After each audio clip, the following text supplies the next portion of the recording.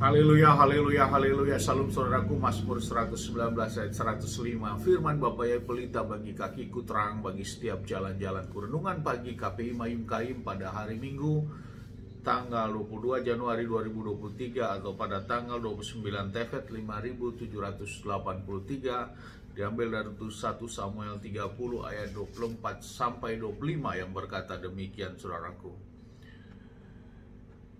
Jadi dalam hal ini usulan itu tidak tepat. Seharusnya lah bagian orang yang turut berperang sama dengan bagian orang yang menunggu barang-barang. Kita akan berbagi sama rata. Demikianlah sejak hari ini, hari itu, dan seterusnya Daud memerintah. Hal itu menjadi suatu ketetapan dan peraturan bagi orang Israel sampai sekarang. Saudaraku, perikop yang baru saja kita dengarkan adalah pembagian barang jarahan, saudaraku. Saudaraku, setelah Daud menyusul terhadap anak dan juga istri dan keluarganya yang dibawa oleh orang Amalek, saudaraku, dan di sana bertemu. Namun sebelum mereka tiba bertemu kepada orang Amalek ini, saudaraku, dalam perjalanan pasukannya ini terbagi dua.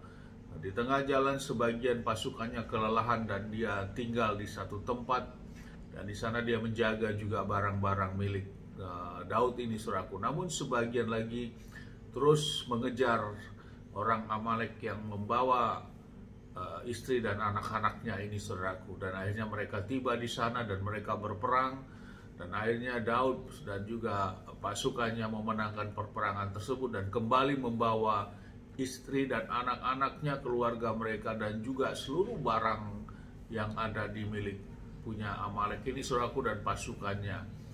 Dan semua dibawa kembali pulang sebagai barang rampasan. Dan tibalah mereka di titik di mana sebagian pasukannya yang tertinggal tadi, yang kelelahan tadi. Saat berada di sana ada seorang pasukannya yang berkomplain begitu, saudaraku. Dan di sini dikatakan di kitab ini adalah yang jahat dan tamak, saudaraku. Artinya dia mengatakan bahwa orang yang tinggal dengan orang yang berperang itu harus berbeda untuk mendapatkan bagian. Yang tinggal tadi yang karena kelelahan, dia cukup diberikan keluarganya saja, namun tidak diberikan barang rampasan.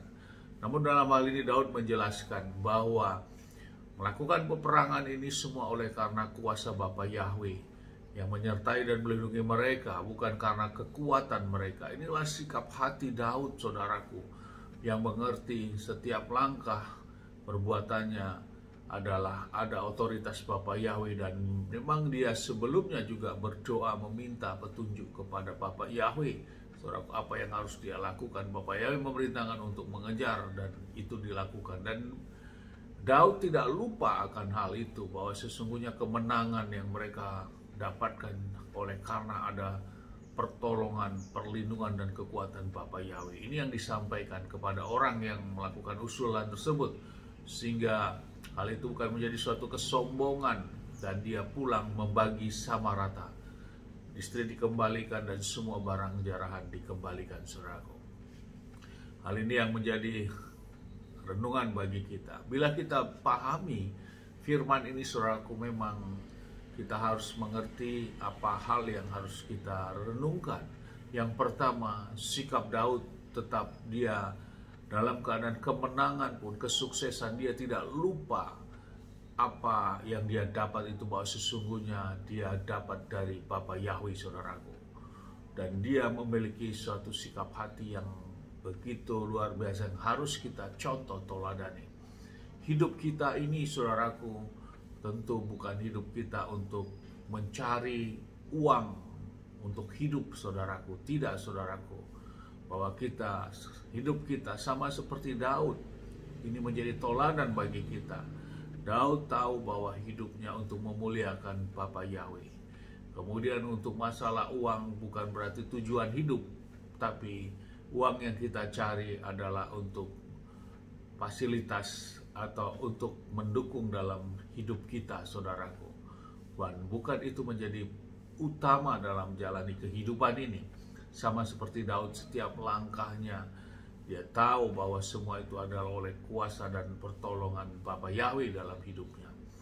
Dan bila ada yang dimiliki harta-harta, itu merupakan fasilitas saja, saudaraku, untuk sebagai dukungan dalam menjalani kehidupan ini. Dua hal ini berbeda, saudaraku. Namun cenderung pada saat ini orang justru mencari bahwa hidupnya tujuannya untuk mencari uang sebanyak-banyaknya, saudaraku. Dan ini yang menjadi, ataupun mencari uang semati sampai mati-matian demikian, saudaraku. Namun dia lupakan apa yang Bapa perintahkan untuk dikerjakan. Hal ini yang tentu menjadi renungan bagi kita, saudaraku, bahwa kita, tujuan hidup kita adalah untuk memuliakan Bapa Yahweh.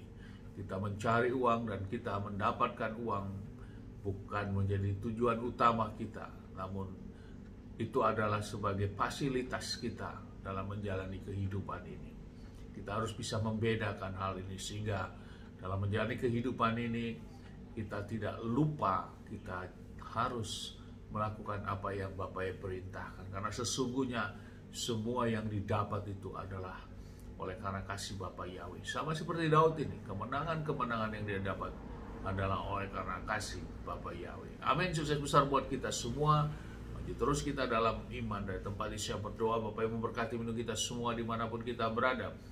Bapa yang menyinari wajahnya kepada kita, memberikan kita kasih karunia. Bapa yang menghadapkan wajah kepada, memberikan damai sejahtera. Apapun yang kita kerjakan sepanjang semuanya menjadi berhasil, dan kita orang percaya kepada Bapa Yahweh di dalam nama Yeshua Mashiach. Kita tidak dipermalukan dan bersama Bapa Yahweh di dalam Adonai Yeshua HaMashiach, di sanalah keselamatan kita yang pasti itu. Amin. Haleluya. Shalom, saudaraku.